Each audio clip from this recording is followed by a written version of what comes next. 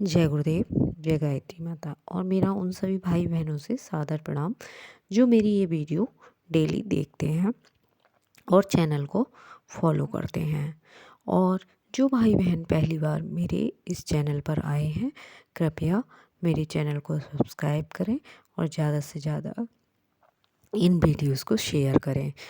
आइए बात करते हैं आज के टॉपिक के बारे में। देखिए, ये तो सभी जानते हैं कि गायत्री साधना एक बहुत ही उच्च स्तरीय साधना है और थोड़ी सी साधना करने से ही बहुत कुछ लाभ प्राप्त होते हैं। हम आपको बताते हैं कि लोगों को कैसे कैसे लाभ प्राप्त हुए हैं। स्वर्गीय पंडित बालकृष्ण भट्ट हिंदी के प्रसिद्ध साहित्यकार थे। वे नित्य गायत्री के 500 मंत्र जपते थे और कहा करते थे कि गायत्री जप करने वालों को कभी भी कोई कमी नहीं रहती। भट्ट जी सदा विद्या धन जन से भरे पूरे रहे। प्रयाग विश्वविद्यालय के प्रोफेसर क्षेत्रेश चंद्र चट्टोपाध्याय का भांजा उनके यहाँ रहकर पढ़ता था। इंटर परीक्षा के दौरान लॉजिक के पर्चे में दिन बहुत दुखी हो रहा था क्योंकि उस विषय में वह बालक कच्चा था। प्रोफेसर साहब ने उसे प्रोत्साहन देकर परीक्षा देने को भेजा और स्वयं छुट्टी लेकर आसन जमाकर गायत्री जप करने लगे।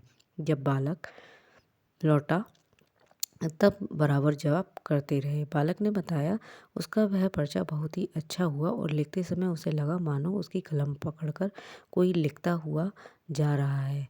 यह बहुत अच्छे नंबरों से उत्तीर्ण हुआ। इलाहाबाद के पंडित प्रताप नारायण चतुर्वेदी की नौकरी छूट गई।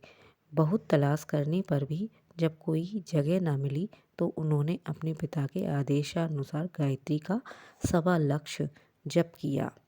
समाप्त होने पर उसी प्रेस पायनियर प्रेस में पहली नौकरी अपेक्षा 2.5 गुने वेतन की जगह मिल गई, जहाँ की पहले उन्हें कितनी बार मना कर दिया गया था।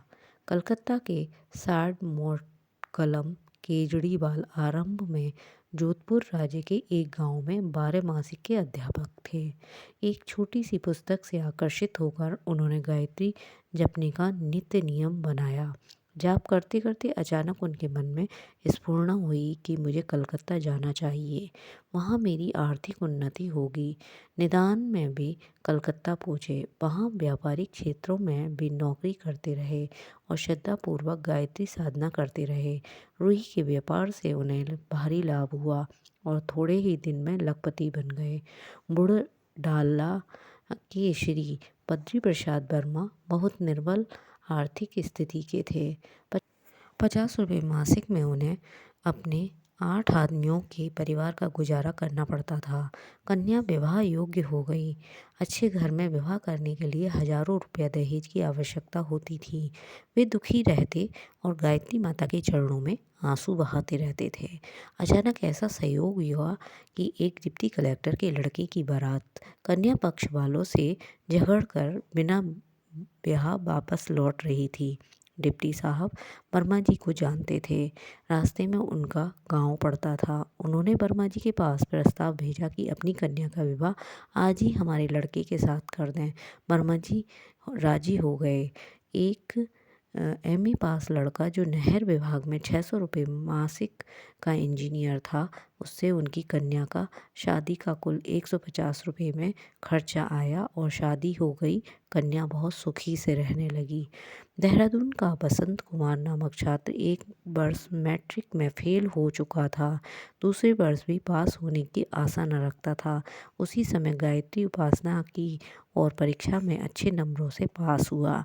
संबलपुर के बाबू कौशल किशोर माहेश्वरी असवर्ण माता पिता से उत्पन्न होने के कारण जाति से बहिष्कृत थे। विवाह न होने के कारण उनका चित्र बड़ा दुखी रहा। गायत्री माता ने अपने दुखी होकर चित्त हल्का कर लेने के लिए उन्हें वरदान दिया और 26 वर्ष की आयु में उनकी शादी एक सुनिश्चित उच्च घराने की अत्यंत रूपवती तथा सर्वगुण संपन्न कन्या के साथ हुई। माहेश्वरी जी के अन्य भाई बहनों की शादी भी उच्च तथा संपन्न परिवारों में हुई। जाति बहिष्कार के अपमान से उनका परिवार पूर्णतया मुक्त हो गया। हृदयनगर जिला मंडाला के पंडित शंभू प्रसाद मिश्र गायत्री के अनन्य भक्त थे। अपने से कई गुने साधन संपन्न विरोधी को परास्त करके वे डिस्ट्रिक्ट बोर्ड के चेयरमैन चुने गए।